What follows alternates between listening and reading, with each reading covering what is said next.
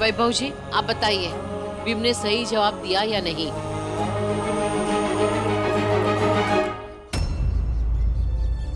जवाब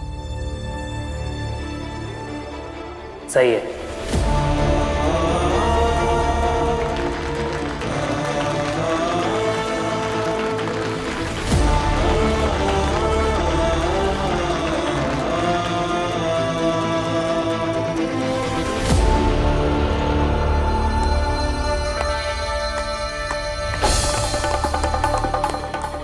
बहुत अच्छा, बहुत अच्छा तुक्का लगाया है भीमराव।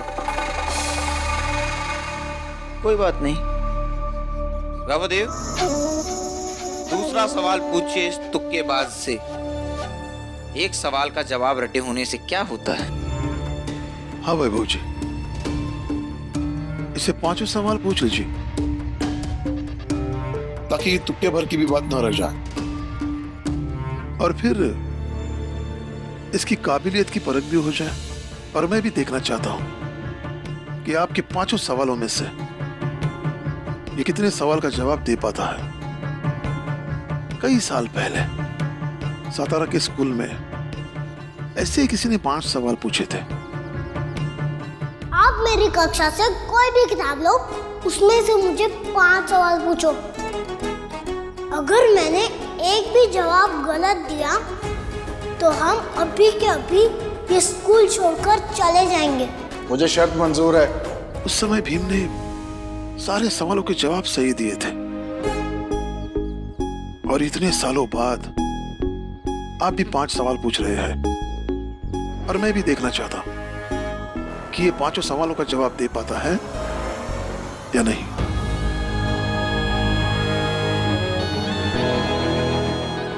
अगर इसने एक भी सवाल का जवाब गलत दिया तो मैं समझूंगा कि भीम के अंदर जो पढ़ाई की ललक है वो कम हो गई है।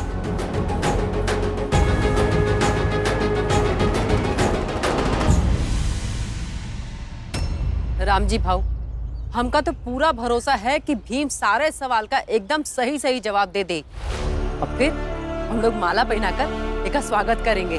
हाँ भाई, जाते हैं, चाल में सबको बता देते हैं और माला भी लेके आते हैं। चलो डलिया अम्मा। हाँ चल, मैं भी चलती हूँ।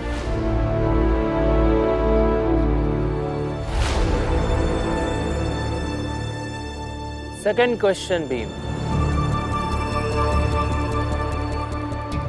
भारत में मुगल साम्राज्य की स्थापना कब और किसने की?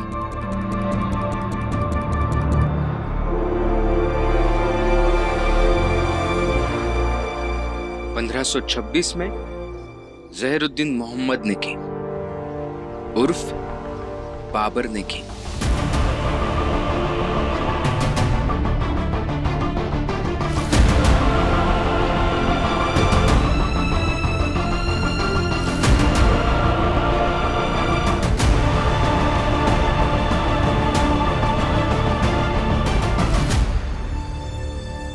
नंदू भैया, हे नंदू भैया,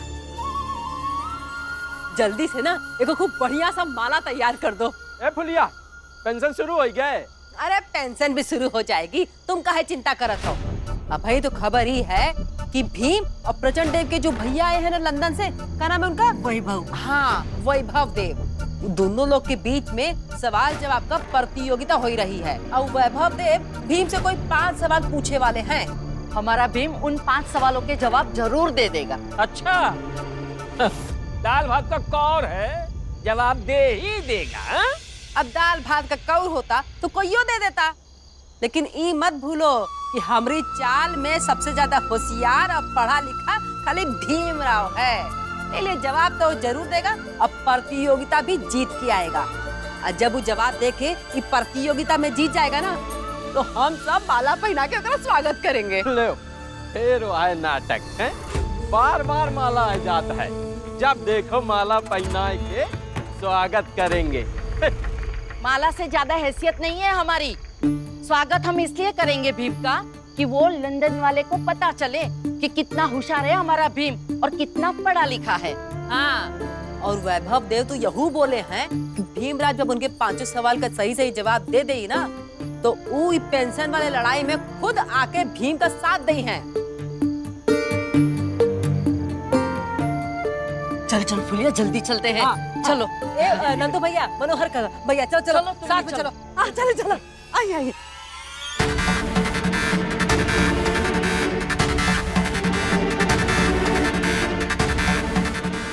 क्या कहते हो बाबू कि भीम सवालों के जवाब दे पाएगा? अरे जवाब देगा कि नहीं देगा का है इसमें। चलो अपनी आंखों से देख लेते हैं तमाशा। हाँ? सही कहे, चलो चलो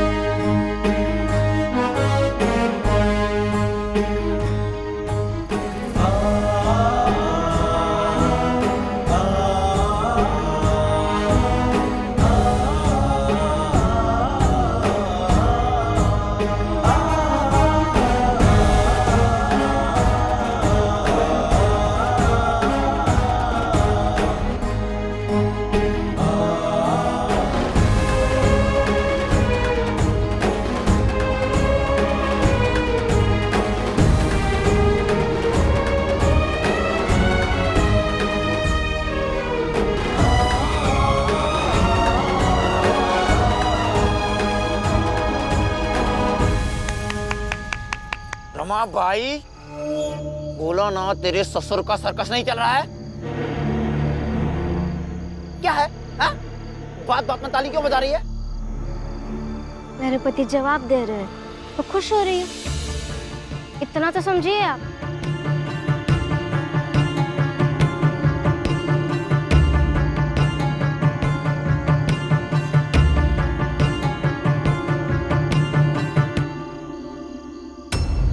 चार सवालों के जवाब तो दे दिए तुमने Bhimrao, but now the last one.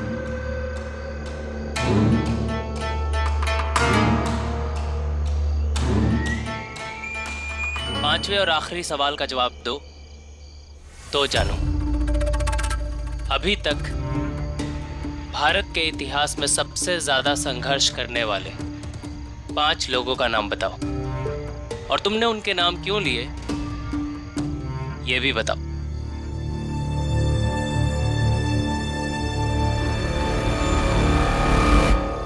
पांच क्या? मैं तो 100 लोगों के नाम बता दूंगा वैभव देव जी, जिन्होंने भारत के इतिहास में बहुत बड़ा संघर्ष किया है, और हमें उन सभी लोगों से प्रेरित होना चाहिए क्योंकि उनका संघर्ष सच में उतना बड़ा था। लेकिन वो नाम ऐसे है जो मैं जानता हूं, आप जानते हैं, ये जानते हैं, ये जानते हैं, सब जानते हैं। इसलिए आज मैं आपको उन लोगों के बारे में बताऊंगा जिनके बारे में आप नहीं जानते हैं। क्योंकि क्या है ना वैभव देव जी, कोई भी संगठन 4-5 लोगों से नहीं बनता है,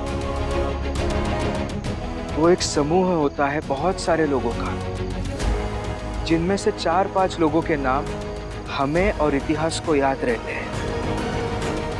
लेकिन बाकी 95 लोग भी होते हैं जो संघर्ष करते हैं, लेकिन वो छोटी जात के होते हैं।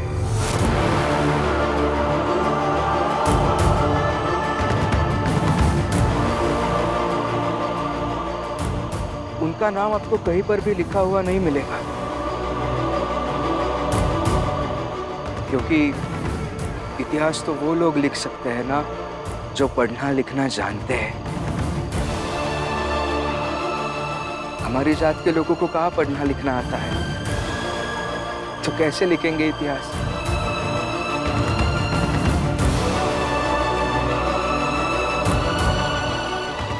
इसलिए वैभव देव जी, भारत के इतिहास में सबसे ज्यादा संघर्ष करने वाले वो लोग हैं जिन्हें आप छोटी जात के कहते हैं, और वो हम हैं।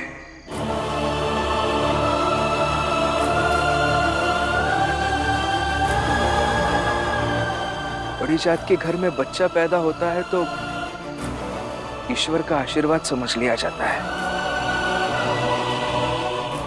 लेकिन हमारे घर में बच्चा पैदा होता है तो समाज के लिए अभिशाप बन जाता है।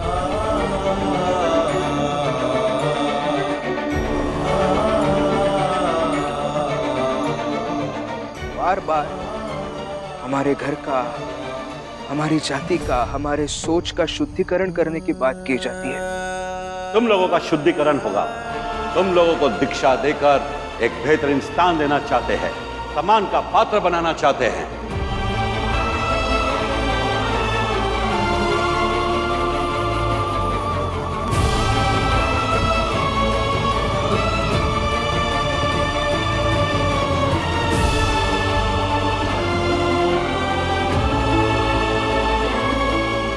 हमारे चलने से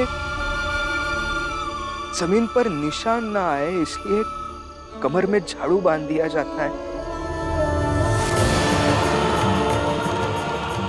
ये पीछे झाड़ू इसलिए ताकि जिन रास्तों पर हम चले उन पर हमारे पैरों की जो निशान बन जाए तो ये झाड़ू से मिटा सके। हमारी थूक से मिट्टी अपवित्र ना हो सके इसलिए गले में मटका बांध दिया जाता है।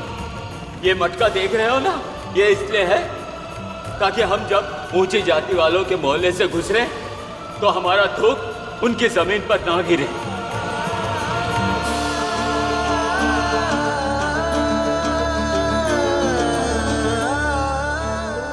ईश्वर और धर्म से डराया जाता है हमें, लेकिन मंदिर में प्रवेश नहीं दिया जाता है।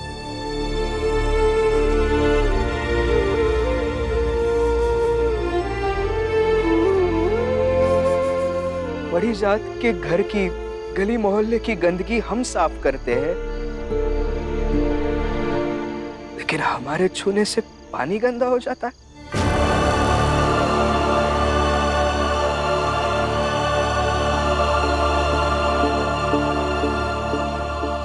दरोगा साहब कभी भी हमारे मोहल्ले में आ सकते हैं, किसी को भी बिना वजह, बिना सबूत के चोर कह के लेके जा सकते हैं।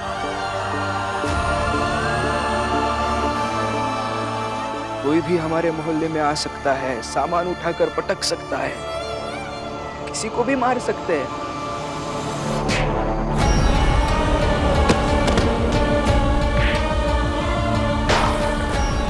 जैसे मारना उनका अधिकार हो और मार खाना हमारा कर्तव्य।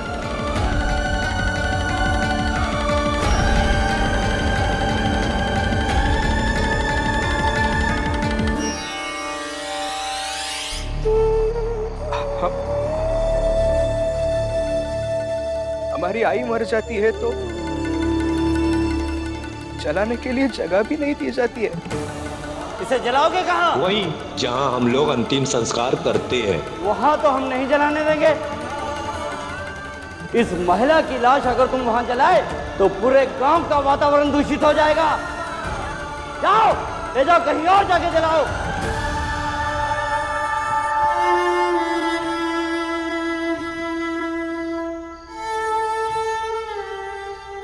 इसलिए वैभव देव जी, हमें हर पल लगता है कि हम जीवन जी नहीं रहे हैं बल्कि जीने का बोझ ढो रहे हैं। और वैसे भी समाज के लिए तो हम बोझ ही है ना।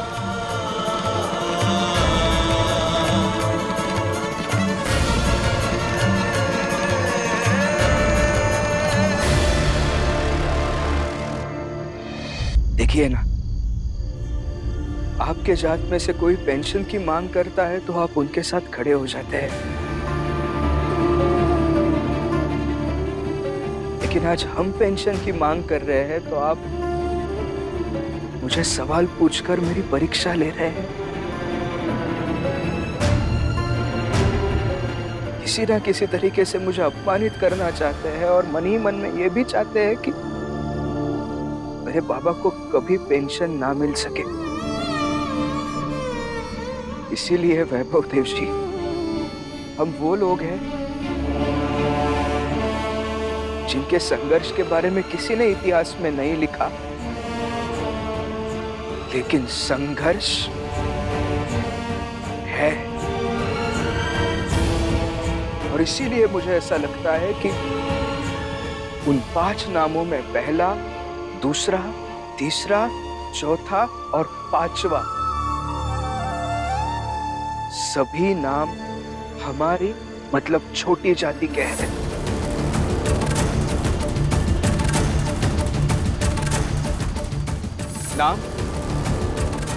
नाम चाहे जो कह दीजिए, चाहे राम जी कह दीजिए, पुरंजन कह दीजिए, आनंद, जनार्दन, नटवर, हितेश, जो कुछ भी कह दीजिए, लेकिन छोटी जात के लोग हैं और संघर्ष है।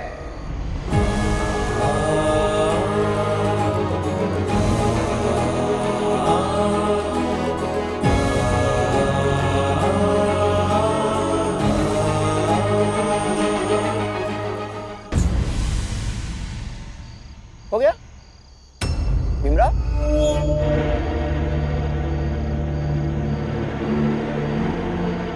भाषण भाषण भाषण भाषण भाषण।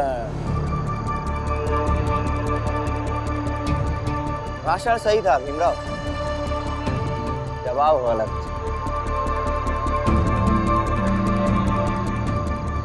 बात सही या गलत जवाब की थी ही नहीं नरोत्तम जी। आप नहीं समझेंगे ये सब।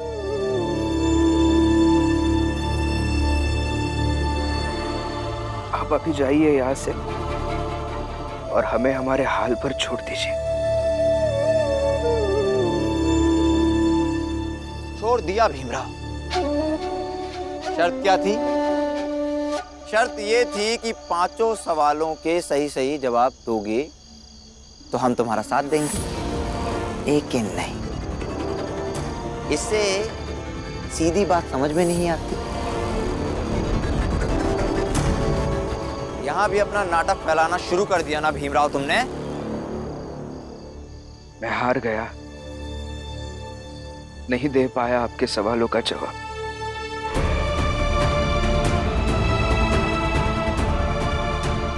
लेकिन फिर भी आप जाइए यहां से, हम अपना संघर्ष जारी रखेंगे।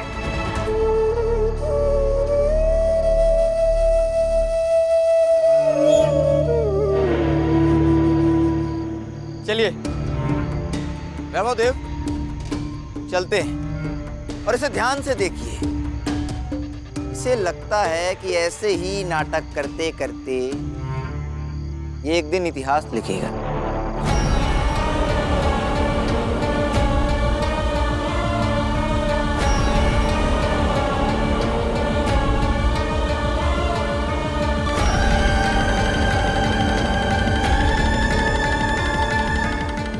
लेकिन एक बात और वैभव देव जी, जाते जाते एक सवाल मैं भी आपसे पूछना चाहता हूं, लेकिन जरूरी नहीं है कि आप उसका जवाब देके जाएं। क्या रे भीमराव, हाँ? जात और औकात दोनों भूल गया क्या तू? बड़ी जात के व्यक्ति से सवाल करेगा? तुझे तो मैं बताता हूं। जोशी जी,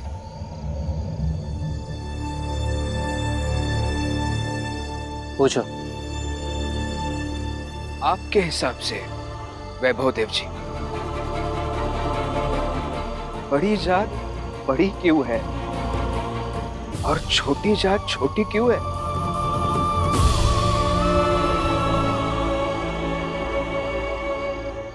कामी क्रोधी लालची इनसे न भक्ति हो,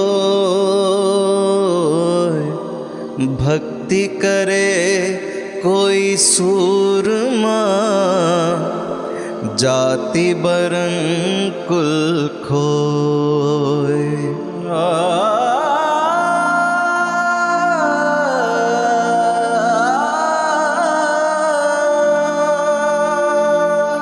कबीरा सोई पीर है जो जाने पर पीर,